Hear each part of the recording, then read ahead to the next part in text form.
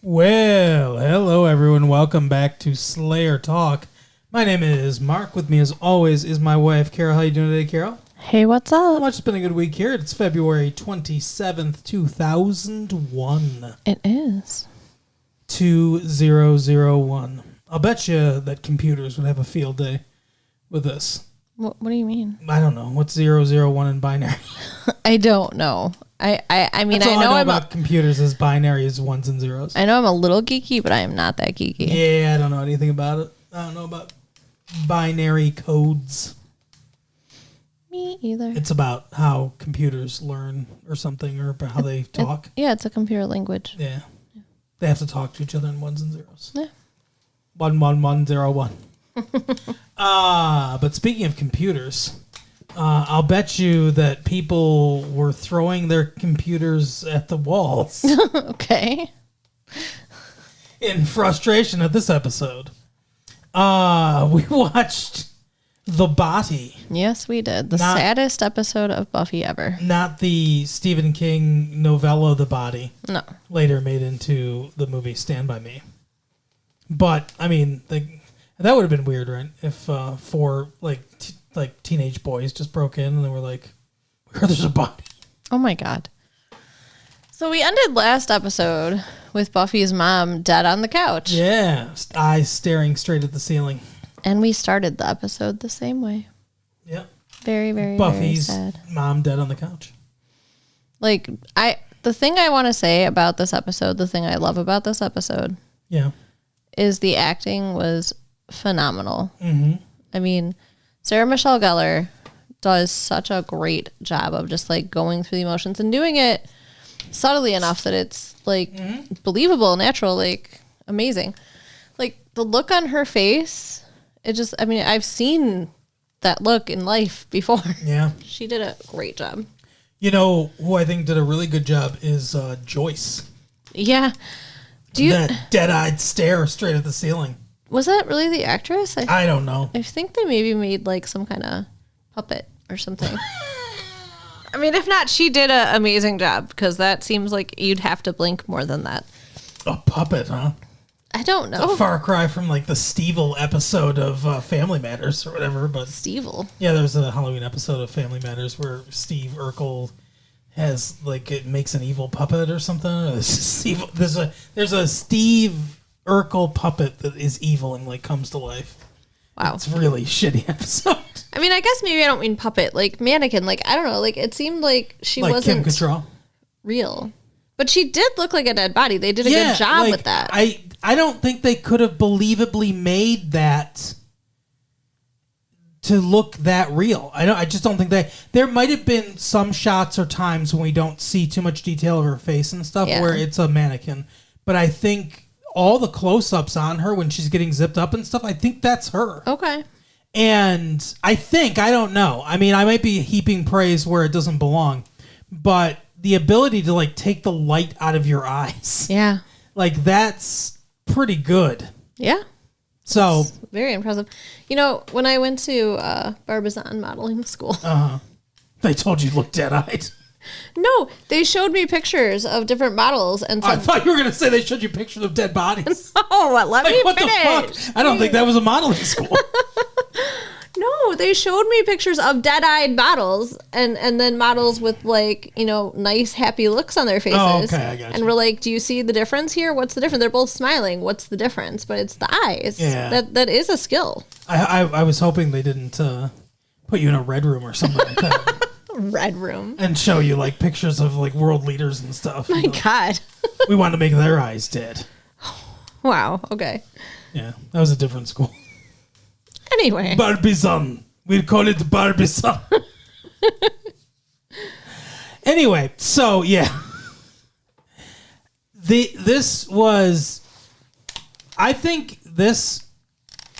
I would put this in maybe the top 5 episodes of television of all time. Wow. That is some serious praise considering yours goes back to the beginning of TV. I mean, That's right. Nothing on the Dumont network has nothing on this. But no, seriously though, I think this is one of the best episodes of television I've ever seen. Yes, I agree. There's one flaw, I think, in the episode, which we'll get to later. But Okay. I know what you're talking about. You think? With the EMS at the end when they come and No. oh, because that was a flaw too. I mean, that's a like a accuracy flaw, I guess. Yeah. I mean, but that's not what I'm talking about. No, I think what I'm talking about is a structural flaw in the plot. I think, okay. or a bad decision. I think. Okay. Not really a structural flaw, but just a decision I wouldn't have made. Which means it's wrong. What was it? I'll tell you in a minute. But this was a brilliantly constructed episode from beginning to end, which shows how realistically how a group like this would react to a death like this, and we get so much little like vignettes of everybody's life in isolation. Like we get Buffy dealing with this by herself. Mm-hmm. Then we get Buffy calling Giles, and she calls Giles and says she's here. Like this car or light passes by outside, and Buffy says she's here to Giles, and we think maybe she's talking about Glory. Like maybe she thinks Glory did this, but that's never really brought up again. And like Giles says, was it Glory or whatever, and she doesn't answer that question. And somebody else later brings it up too. Maybe Anya or Willow or somebody, or I think it's Xander actually brings up that that maybe Glory did it, and no one really responds to that either. I think the implication is it's clearly not Glory that did this. But when she says that to Giles, I think that's a really good detail because she's confused. You know, like maybe she means her mom is here. Maybe she means she thinks Glory's here. Maybe she doesn't know what she means. Yeah. Like, and I think that's very realistic. Yeah. I think it's possible that she thought it was Glory, and then after the paramedics showed up and explained it to her, then she was like, oh, you know, and didn't continue with that, you know. Yeah, she knew that wasn't the case. And the way she's like screams at him, we're not supposed to move her, you know. And, we're not supposed to touch the body, and then she gasps. Yeah, yeah, because it's a realization that's not her, that her mom is gone. Yeah, that the body is her mom. Like it's not her mom anymore; it's a body. Like that transformation. I think one of the most powerful scenes is when Willow and Tara and Anya and what's his name, Xander, are all at the dorm, and Willow is trying to find her blue sweater and everything. She can't find it, and you know Joyce liked that one, and that's what I should wear, and she can't find anything else. And you know all their little things. Xander's is maybe a little. I would say Xander is the weak link as far as acting in this episode. Like, I think he does fine, but obviously they're using him to display the anger. Yeah. The coping mechanism of anger. And he's kind of one note through the whole thing. Yeah. Where he's just sort of angry. He punches a wall at one point. And hurts his hand pretty bad. But I think everyone else is little, like, Tara, who has a bigger scene later when she talks to Buffy. In this scene, she's pulled back. She kind of lets all the rest of them vent. She knows, and it conveys she knows more than they do about what's going on. Like, yeah. You know, she understands what needs to happen kind of thing. Well, and also she's letting them grieve. She's not grieving. She didn't know Joyce that well. Yeah. So she's being more like the support person, which is why she goes to try to find Willow's sweater, even instead of, and I think this is so great of her, instead of pointing out nobody gives a shit what you're wearing, Willow, which I think I would have said, she goes and tries to find it because it's important to her in the moment. Yeah. I also like that Anya eventually finds the sweater, and like just kind of throws it in a drawer, and Willow doesn't get it. Yeah. I think that's a great little detail we find out where the sweater is, but Willow doesn't know it's there, and she doesn't get it. And Anya doesn't even think to fucking tell her. And I think that's a really brilliant little detail about the episode, and that is kind of like, that's how life works out. You don't always get the stuff you want. Anya gets upset because she's frustrated because it's not fair that Joyce is dead. She doesn't understand why. She treats it like a child would treat it. And no one will explain to her what's going on. Yeah. And no one does explain to her what's expected of her or anything. No, and I feel like the answer is at that point, like, nothing, just be there. Like, they're all so stressed out about what they're supposed to do, and there's no answer of exactly how to act. You just be there and see what somebody needs. This episode felt like it went by in a flash. Yeah. Which is another way it's a really good episode, because when the credits came, I'm like, that's it? It's over? Like, I couldn't believe that it had been, 44 minutes or whatever the time each episode is. Yeah. I thought it was really powerful, too, when Buffy told Dawn. Yes. And that's another one of the vignettes. We get to see her. We get a little of her at school with her friends and the interpersonal relationship she has there. Just a little glimpse of, like, this bitchy girl is saying that you cut yourself and stuff like that. And then there's this boy that she likes that she thinks she embarrassed herself in front of. But he's like, hey, I've done stuff like that before too. Like, I know what it feels like. And they start to share this like moment together. Yeah. And then we see all those people watch her as she melts down over this. She literally fell down, which that was moving. Mm-hmm. Yeah, the whole thing is and they go to the other side of the glass, and we get like a little bit of what they say, but we don't hear completely everything that they're saying to each other. Yeah, no. We hear when she starts yelling at Buffy, and like, no, that's not true. Why are you lying? And, right. Yeah, which is a very common reaction. One of the things that I think this episode does, this episode uses silence really well. There are lots of transition scenes or long, lingering takes where no one is speaking. There is no music. We might get some ambient noise maybe, but there's a lot of silence. Yeah. And I think it uses that really effectively to build mood. There are times when they go through different things, and it's like you're expecting, like, because of the type of show it is with supernatural elements and everything, it's almost like you're expecting a jump scare or some kind of like thing, and it doesn't happen. But it's like that silence is almost like it heightens tension and everything because of that. That's a very good point. Like, we're used to all that stuff, and so I think they use it really effectively in this episode.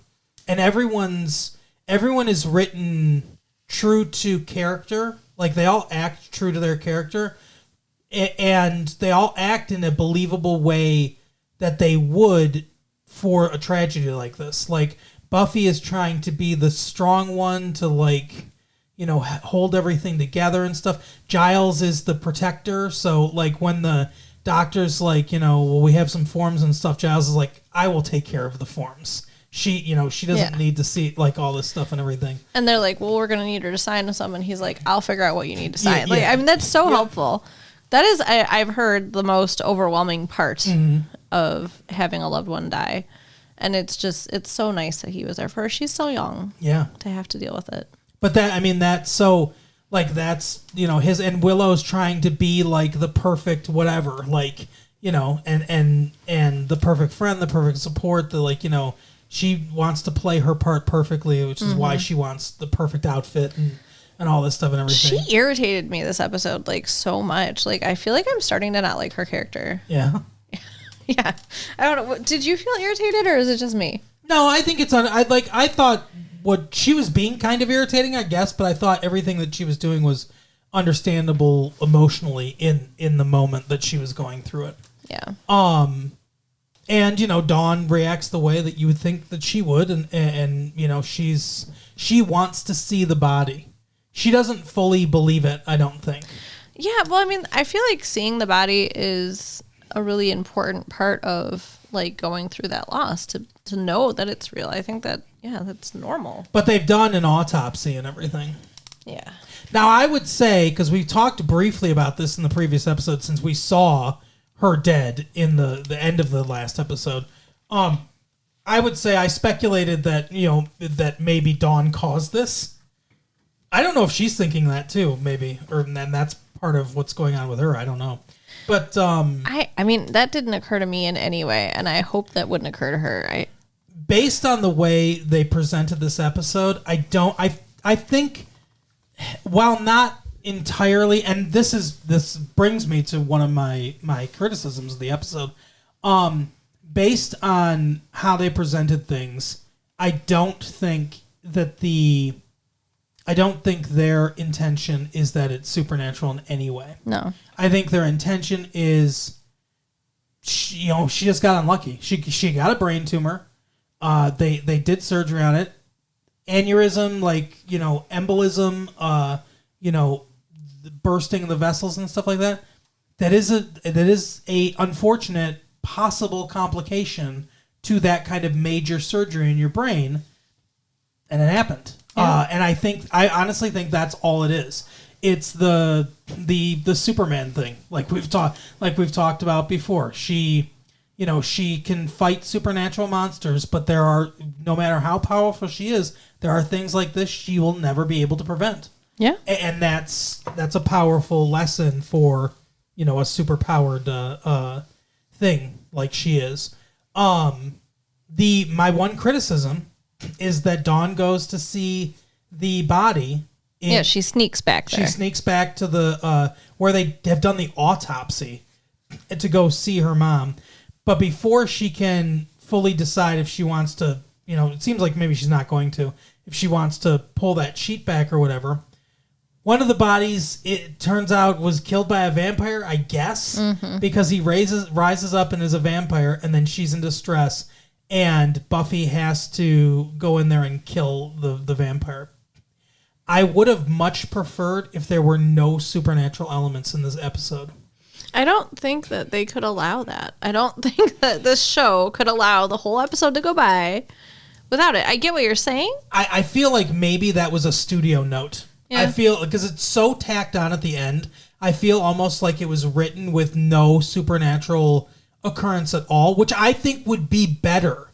I think that serves the story that they're telling better. Mm-hmm. And I think, highlighting it sets it apart as there is no vampires in this episode. There is no supernatural element in this episode. We're not dealing with the supernatural. We're dealing with the natural, which, I think that would, having no supernatural elements in the episode at all, I think would also highlight that this is a natural thing and not a supernatural thing. But like I said, it feels very much like a studio note.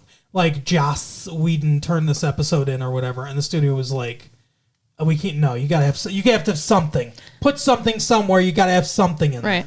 And shout out to Joss Whedon, because I think that they did a great job capturing how people deal with grief. Oh yeah, I mean it was fantastic. The everything about it, the writing, the acting, like I said, the use of silence, the cinematography, everything about it worked really well in service of a powerful story that they're telling. And like I said, this is not a great Buffy the Vampire Slayer episode. This is a great episode of television. Like, this episode separates itself from just a genre episode. It's like when they make a science fiction movie or something like that, like 2001. Like, 2001's not a great science fiction movie. 2001 transcends its genre to just be a great film. Like, it's a great achievement in filmmaking, and everything. To me, and that's, I think, the best. Or Star Trek 2. Like, Star Trek 2 is not a great Star Trek episode or movie. It's a great movie. Like, it transcends that like box, you know, and I think this episode transcends the box of this is a supernatural show, you know. Mm-hmm. This is just a great episode of television. And like I said, to me, the one flaw in it is that vampire at the end. I really hated that. Like, I saw that and I was like, come on, just make this a like intimate like moment. They had a chance to, this could have been like a really like, it's a big choice moment for Dawn. Mm-hmm. Does she want to see this body? Does she not want to? It's like, if once she sees her mom, then it's real. And before that, she can at least tell herself it's not real.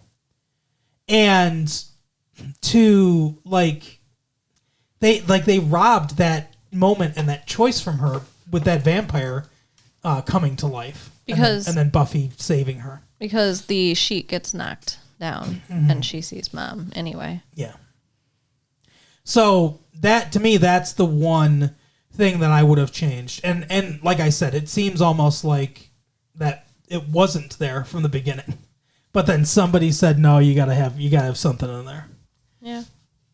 I don't know. It didn't bother me as much as it bothers you, but I get what you're saying. I think it holds it back from being absolutely perfect. Without that, I think it's a perfect episode of television. Yeah, except for the EMTs. Yeah, go ahead. Give them your spiel about the EMTs. Well, no, it's just I'm trying to remember. Like they called time of death. That's what it was, and EMTs don't do that. Like a doctor needs to do that. And I don't think in this situation they would have left the body there. They would have been doing CPR, put the body in the ambulance, gotten into the hospital. They would have done a little CPR at the hospital, and then the doctor would call it. Yeah, I'm pretty sure that's how it works, yeah. Now, I mean, my stepfather died of cancer, and he was in hospice at home. So that's totally different. They didn't send an ambulance. They did send the coroner. Or the coroner is the one that takes medical the body. Examiner, coroner, yeah. Not an examiner. We didn't need that because we knew how he died. Oh, yeah. Yeah, he was in hospice, yeah. It took 3 hours. That was what was upsetting. But it didn't seem to take as long in the show. Yeah. The other big scene is well, it's funny too because they're at the morgue or whatever, the wing of the hospital waiting. And that's when Tara comes and sits down and Buffy's talking and stuff, and she's like, I don't know what to do. I've never been through this. She's like, obviously I've never been through this. And Tara's like, I have. And they she goes through, and I think like that there's that one line in there that I think is a brilliant line where she's like, Buffy asks her if it was sudden, and she goes no and yes, and she's like, it's always sudden when it happens, which is true. Like even if you're expecting it, it's always like Yep.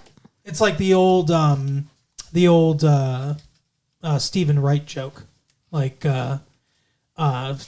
driving with some guy or whatever, and he's like driving over the train tracks, and he's like, hey, if we get hit by a train, we'd be killed instantly. And the guy goes, everybody dies instantly. You're alive, you're dead. Right. Like, which is, but it's the same kind of thing. But it's that's a brilliant little line and insight into the nature of dealing with death. So yeah, this was. I'm sad that there won't be Joyce around anymore. I mean, happy for the actress because great little scene and everything for her. This was like the last couple episodes, a great little showcase for her. Yeah. But yeah, I'm sad that Joyce won't be around anymore. But incredibly powerful episode. I think it'll be interesting too to see what this does to the family dynamic. And like you mentioned, there's the dad's out there somewhere, right? Yeah. Does he also have false memories, or is it only in Sunnydale? Like, how far does this go? That's a really good question, actually. Yeah, you would think it'd have to transcend Sunnydale, right? Like, does she have a social security number? Like, like, how much have they planned this? I mean, it's so crazy if you think about how powerful you have to be to do this. That would be weird. The dad, like, comes and he's like, who the fuck is this? Right? But, yeah, I don't know. That'll be interesting to see. Do we... The two questions I have are, will the dad come in or not? And if he does or doesn't, how does that affect the family dynamic, like you said? I mean, it seems like Buffy would either have to stop going to college or at least live at home. She can't live on campus anymore. Well, and, like, she doesn't even have a job. What are they going to do for money? That's a good question, too. Maybe they can sue that hospital. And 2, is Joyce really gone? Now, here's the thing. Well, this is a supernatural show, right? Uh-huh. Buffy's died before and then gotten brought back to life. She's Buffy. Yeah, I mean, like, whatever. She was CPR'd back to life or whatever, right? I guess it's too late for this because she drowned. Oh, God. Buffy tried to CPR her mother. That was disturbing. Yeah. She cracked ribs. Oh. Yeah. Well, that is apparently common, especially when there's because there's no muscle tension anymore. So there's, it's easier to break the ribs. This is a supernatural show. So are they going to try to resurrect her? I would think that I think it would be unbelievable if someone didn't at least try, or if it isn't at least brought up. Like, someone's got to ask Willow, hey, are there any spells? Yeah. When she had the brain tumor, Buffy wanted to find a magic way to get rid of it or whatever. And I feel like they laid down the law there, and I don't think there's going to be a bring her back to life spell either. Well, here's the thing. Yeah, it definitely seemed like they laid the law there, and maybe that's why. Maybe that was the point of that episode, or that part of that episode, is to be like, no, here are the rules. Like, we're establishing our magic rules. And dealing with health stuff, that's not one of them. And obviously death wouldn't be either then, because that's a health thing. Like I said, I'm wondering if someone tries to. I don't think I would retroactively hate this episode and this show if they brought her back to life. Yeah. Because then it's like a huge cheat. So I think it'd be good to establish that now maybe it's just a throwaway line and someone's like, hey, I want to try to bring her back to life, and Willow's like, we're not necromancers. There is no bring somebody back to life thing. Yeah. It doesn't exist. So hopefully that's what happens, but fingers crossed. But a absolutely brilliant episode of television. Like I said, I would legitimately put it in my top 5, maybe higher than my top 5, but I would legitimately put it in my top 5 of best episodes of a show out there. Wow. I mean, I agree. I'm just surprised that you are giving it this high of praise. So. I know, because I'm so I'm so withholding. But that is the episode for the week. Carol, tell people where they can find their own afterlife counselor. Hey, you can write us. Or overzealous EMTs. You can write us at latefee1994@aol.com. Yep. Check out our website at www.retrolatefee.com and share the tapes with your friends. All right, so next time. Bye. Bye.